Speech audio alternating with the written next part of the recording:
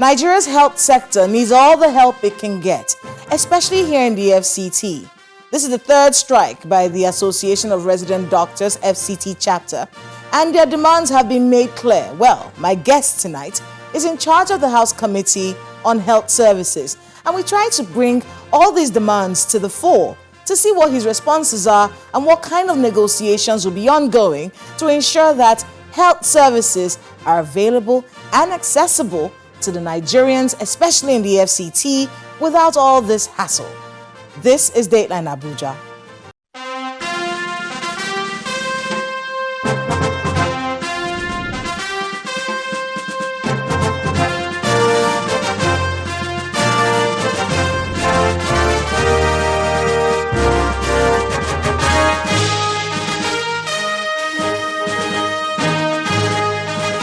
Hello and welcome to Dateline Abuja. I'm Kayla Megwa. Let's begin with some of the major stories this week from Nigeria's presidency. It's time for our Abuja Wrap. President Bola Tinubu arrived in Abuja following his work vacation, which he spent in France. He was received at the Nnamdi Azikiwe Airport by a delegation led by the President of the Senate, Senator Godswill Akpabio, the Chief of Staff to the President, Femi Gbajabiamila, Nasarawa State Governor Abdullahi Sule, the Minister of Finance and Coordinating Minister of the Economy, Wale Edun, and others. The president had departed for France on September 4, 2025 to spend part of his annual holiday and was initially scheduled to divide the period between France and the United Kingdom. According to a statement signed by the Special Advisor on Strategy and Information, Bayo Nanuga, yesterday, President Tinubu had last week in Paris held a private luncheon with his French counterpart, President Emmanuel Macron, at the Élysée Palace. Both leaders have reviewed key areas of cooperation between Nigeria and France and agreed to deepen the partnership for mutual prosperity and global stability. President Bola Tinubu has declared an end to the 6-month state of emergency imposed on Rivers State on the 18th of March this year. In a statement signed by the president, he made clear his belief that the state of emergency, which ends on the 17th of September, has served its purpose, making an extension unnecessary. According to the president, intelligence report indicates a new spirit of understanding, cooperation and enthusiasm on the part of all the stakeholders in Rivers State for an immediate return to democratic governance. He therefore declared that from the 18th of September, the Governor Similahi Fubara, the Deputy Governor Ngozim Maodu, and members of the Rivers State House of Assembly, including the Speaker Martin Zamawule, will resume work in their offices. The President reminded governors and the Houses of Assembly of all the states in the country to appreciate that it is only in an atmosphere of peace, order, and good government that the dividends of democracy can be delivered to the people. The Economic and Financial Crimes Commission has rearranged the former Minister of Power and Steel, Olu Agulonye, before Justice Jude Onwegbuze of the Federal High Court, Abuja. He was rearranged on an amended 7-count charge bordering on official corruption and fraudulent award of Mambila Power Project contract to the tune of $6 billion. He pleaded not guilty to all the charges, following which the counsel for the EFCC asked the court for a date for the continuation of the testimony of the third prosecuting witness. The trial judge, Justice Onwegbuze, adjourned the matter till October 9, 2025 for continuation of trial. One of the counts read that while being the Minister of Power and Steel, he entered into a contract with Sunrise Power and Transmission Company Limited, SPTCL, used as genuine a false document titled Construction of a 3,960 megawatt Mambila hydroelectric power station on a build, operate and transfer basis, thereby committed an offense contrary to Section 366 and punishable under Section 364 of the Penal Code.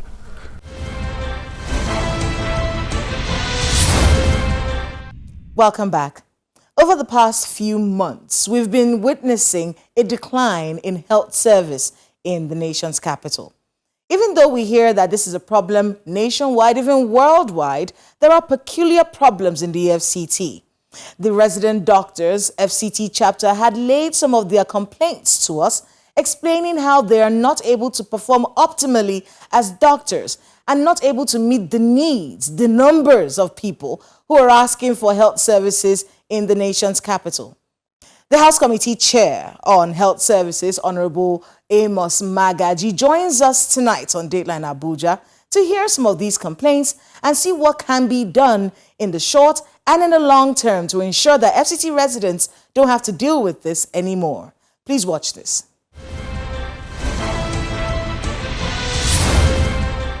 Honorable Amos Magaji, welcome to Dateline Abuja. Thank you for having me. Let's start with the committee that you chair, the health. Yeah. there's a lot of questions about the health sector, especially in the FCT. At least the National Association of Resident Doctors have called off their strike, but the FCT chapter say they've gone on an indefinite strike. Are you part of these negotiations that they're having with the government and these demands that they're making, especially the most important one, which they say is not money? They say that their issue is that they want more staff. They are understaffed. It's becoming a detriment to themselves and to the residents of the EFCT. And they're asking that they need more people to handle the healthcare sector here. Are you part of those negotiations, and what are your thoughts on this? Okay, when it comes to human resource for health, it's not something that you will hurriedly do. With the problem of the Jackpot syndrome right now, there is scarcity of health workers everywhere in the world, not just Nigeria. Even though Nigerians are moving and Indians and many other parts of the world are going to UK, UK on its own still have a high deficit of health workers. Now imagine UK that is absorbing many of the health workers is having a deficit, not to talk of Nigeria. But there are steps that have been taken to make sure that those effects are managed. But they are not things you will see in one day. For example, the Medical and Dental Council of Nigeria actually increased the quota for training, residency, training, house job for many training facilities. Like many of the medical schools right now, probably those that were having maybe holding capacity of maybe 100 medical student, they have actually expanded, and so also many of the hospitals for house job. These are steps toward making sure that, okay, even if many doctors are leaving, nurses, health workers are leaving the country, if we produce more, not compromising the standard, we could have some to manage. The issue of human resource for health is not something that can be, you cannot go on strike and say, okay, it's something that could be handled immediately. There are things that steps have to be taken. Okay, if you employ doctors right now, there's also something about budgeting, whether it is budgeted for. The personnel cost is not something that you just wake up and decide that, since it's some of the component of the budget that you decide that, okay, today we are paying, except you have some other windows of managing it. There are many institutions right now that even if you are looking for the doctors, they are not there. Federal government has taken some steps to reducing this effect, like there is the issue of one-on-one recruitment, replacement of doctors in tertiary health institutions, and then also the issue of waiver. They've actually moved it again from the office of the head of service to the Ministry of Health, so that will reduce the bottleneck in employing health workers. So there are steps that have been taken already to ensure that, okay, we have all the gaps in health sector is managed. I just came back from many states in the north, and not even the secondary or tertiary health institution now, but we're even looking at the primary health facilities. There are also gaps, and then we're trying to say, okay, produce more doctors, and then we're calling on many states also to recruit health workers in the primary health care centers. When you look at doctors in this country, being one of them, do you think doctors are being treated well in this country? The truth about it is that I would say, if I want to be biased, I would say no. But looking at the country as a whole, you will not say doctors are not treated well, but the economy generally, it's bad. I mean, the wages, everywhere, every sector of the economy, the wages needs to be looked into. For example, many years back, a consultant was going home, if you convert the amount, was going home with probably $5,000. But now, hardly will a consultant take $1,000. So it's just a reality in every sector. Yeah, it just happens to be it's a reality, affecting the health sector as well. Yes, health sector and everywhere. We had Dr. George Ebong here, the president of the FCT chapter of the Association of Resident Doctors. Doctors, yeah. And he says that the Wuse Hospital does not have an X-ray machine. He also talked to us about the Nyanya Hospital that has just 40 beds to cater to the crowd of women and children, because it's mostly maternity work that is being done at the Nyanya Hospital. What can be done about this situation in the short term, at least until these long-term permanent solutions come? What can be done about it? And you know they're on strike, which means that there's no healthcare. People are going to the hospital and they're turning them back. Yeah, the truth about it is that the health sector in Nigeria generally needs an overhaul. And the process is ongoing right now. The 2026 budget really addressed many of those deficits in the health sector, infrastructural gaps, and then also there are projections. The 2026 budget? Sorry, 2025. Okay. 2025. But we're already. Yeah, we are on it. Yeah, but we're already towards the end of the year. Yeah, you see, when it comes to expanding infrastructure, it is not something that, okay, you say, okay, let's expand Nyanya General Hospital. It's not something that you start today. It is not, a machine part that you say you buy in the market today and fix it and run. You have to look at, okay, the budget has to be made for it. Then you look at expanding the hospital. I agree with you that many of the hospitals in Abuja need to be expanded. For example, Nyanya Hospital had been there for over 40 years. Yes. I've been in Abuja for about, this year will be like the 40th year since we moved to Abuja. So I saw all those hospitals being transformed. And the population is growing. The population of Abuja as of 10 years ago is not the same. So with growing population, you also have this issue of gaps in the health sector. Now, what the government is even trying to do now is to make sure that the primary health facility are strengthened. That will also cushion the effect from some of these general hospitals. Yes, they need to be expanded. Wuse Hospital, these are district. Wuse Hospital was there many years ago. I don't know when you came to Abuja. 2000. 2000, it was there. Nyanya Hospital was there. Maitama Hospital was there. Asokoro Hospital was there. So, and the truth about it is that if you look at it, the government alone cannot handle the health sector. And therefore, if you look at it, even in FCT, there are many hospitals that have come up since then. We have other hospitals like DIV, Nisa Premier, we have Zankli. All those hospitals also help. But I think government needs to invest so much in the health sector, especially in Abuja with the growing population. The example of how partnerships between the public and the private sector in the health sector can help to boost performance and accessibility to healthcare. One of the major examples is the Garki Hospital, isn't it? Yeah. The partnership with Nisa Premier. How do we, is that something that can be replicated? Is that something that we can see in other hospitals? Because, the Garki Hospital is a very important hospital. Yeah. Almost everybody, even I, use the Garki Hospital. Is this something that can be, whatever arrangement that is, we don't know how it works. We met the arrangement, so to speak.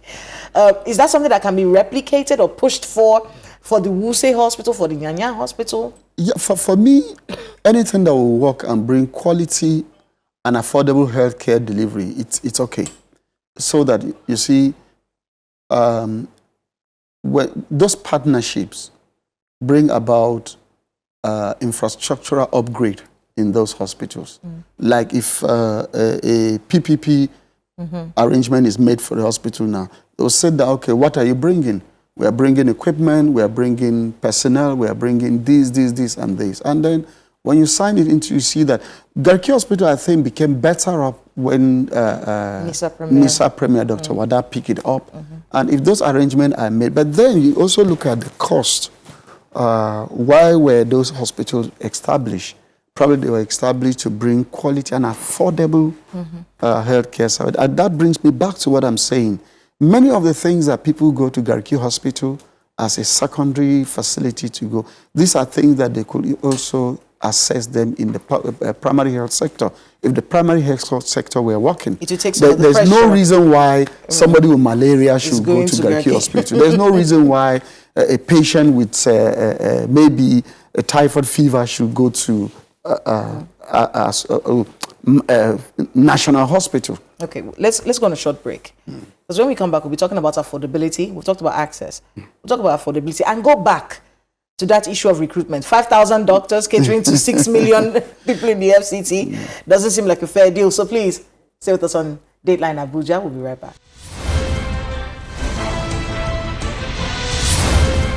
Welcome back to Dateline Abuja. If you just joined us, Dr. Amos Magaji joins us. Honorable Amos Magaji, the Chairman, House Committee on Health Services. Thank you so much for being with us on the program.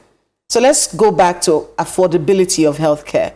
Before we went on that break, we were talking about how these primary healthcare centers and even the hospitals that we have, were created so people can have access to quality healthcare that is cheaper, especially people in rural areas. We saw a very strange picture from the Magaji hospital. Snakes are biting the doctors in the hospital. There was and people you see doctors coming to work with bandages from snake bites, and there's no antidote in that hospital. What is happening really when it comes to improving the quality of these hospitals, especially in rural areas like Magaji? No, generally the health sector was neglected for quite some time. And if you look at the Abuja Declaration says budget for health should be nothing less than 15%. 15%. So we have deficit in different areas. We are, as a nation, struggling with different things at the same time. Now, if you say, okay, let's concentrate on hospital, light is a problem. Water is a problem. We don't have road network. We are battling with insecurity everywhere. So we have conflicting demands in different sectors of the economy. Yes, health is important. I understand. Health is important. Up to this moment, I'm telling you, our budget has not reached 10%. And the Abuja Declaration was done in Abuja, that nations in Africa should ensure that their budget for health should be at least 15%. Now, some states are actually trying, and their budget for health is going, some are even budgeting, their budget for health is going to probably more than 15%. Some are doing even 17%. Now, it is not just budgeting now. There's also the issue of funding, release, and timely release of the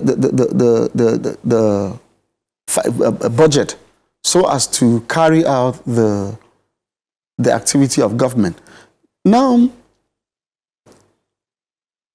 in 2022, the budget for health, if divided by the population of Nigeria per capita, every Nigerian was to go home or went home with 2,700. So if it were to divide the budget per capita, what was budgeted in Nigeria around 2022, 2021, 2022, each Nigerian was to go back with 2,700. In the present reality, that cannot even buy anti-malaria. Now, we also need to learn, like recently, when I went to all the tertiary health institutions, told the hospital that now, don't buy any equipment without service agreement for at least 5 years. So that if we have MRI machine today, we are sure that the MRI machine will probably serve for 5 years, at least. But what we were having is that, sometimes our attitude to work is terrible.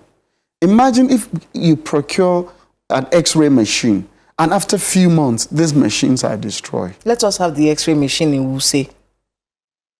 Can we have the X-ray machine in? It doesn't make sense. We will look like you go to the hospital and they'll be referring you to go and do X-ray somewhere. I cannot categorically tell you right now that Wuse machine does not have X-ray machine because I'm not. The FCT president of Association of Resident Doctors, Dr. George, he said that Wuse Hospital does not have an X-ray machine. Once I leave here, I'm going to confirm that. Okay. Because I have the number of the MD of Wuse General Hospital. And I'm happy with this engagement because that also puts us on our toes.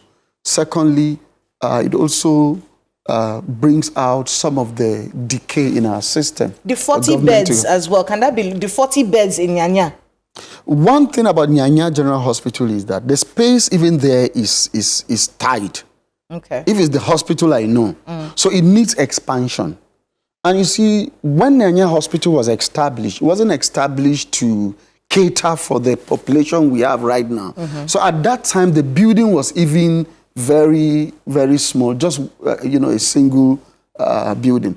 But you see, if that was put into consideration, right from the inception of that hospital, they would have taken the building higher. Okay. So sometimes it's not even about increasing the bed, but you need to also look at the space that you have there. The fumigation that is necessary at Magaji.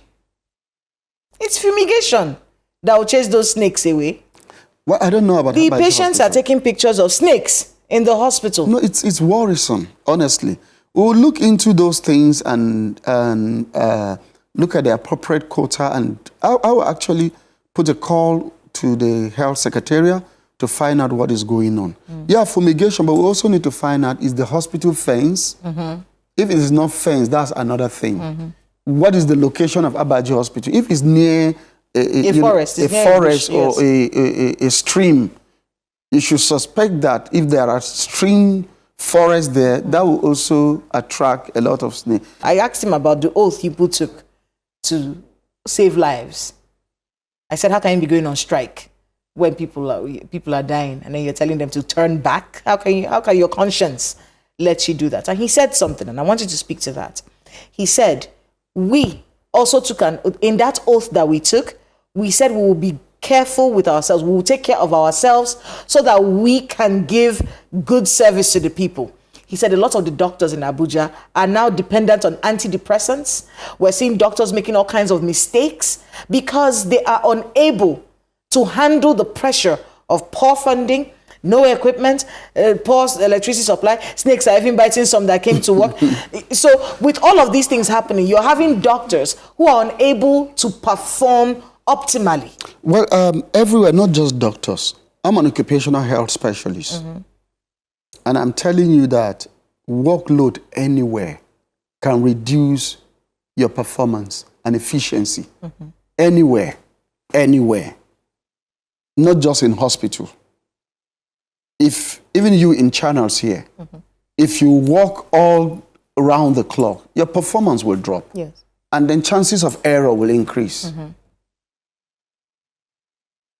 So it's not just, but hospital hospital setting, it's a very critical area because you are there saving lives. Yes, the oath is there that you should save life, but I'm telling you that many are working under very serious conditions. There was this period that FMC Jabi had one little a problem like that. I went there, and when you investigate some of these things, you discover that some of them are not the way they are actually presented, and some of them are actually due to frustration. The issue with the patient that was brought in and how he was treated. What I want you to understand is that yes, we want doctors to be paid well. What we're also the problem we're also having is that sometimes, especially let's say with states, people are moving from rural area to urban area. In the States, many are trying to leave state government into federal government. Some are trying to leave the primary health care sector into the secondary. But what some states have decided to do right now is to make sure that they bring the salary scale of the health worker in the state to the federal level. So that there's no need for So there's no... Is that going to be done in the FCT? Well, FCT is part of the federal. But we'll look into some of these things you are bringing to my notice right now. But FCT salary structure is not bad compared to many other states. Okay. But what they are crying is for is doctors. Yes. We'll look at the employment. But I think there is an effort to employ in 2025. So I don't know how far they have gone. We'll look into head of service whether that the waiver has been given for employment in FCT doctors. But I'm telling you that even if they employ doctors today, it's not possible to bridge the gap in 1 year. It has to be done. Because even if you say, okay, you want 5,000... Let us start with the employment first. Yeah. Let's start. That's what I'm saying. That's what they're saying. Start, employ a few. Yeah, take some of the load off of us. We'll seriously look into that. I just want to plead with the doctors in FCT that some of these things that are brought into, nobody will sit down. Even if I were not in the health sector, nobody will sit down and look at people suffering while they are working. Thanks again for making out the time to be with us, and good luck with all of that. Thank you very much.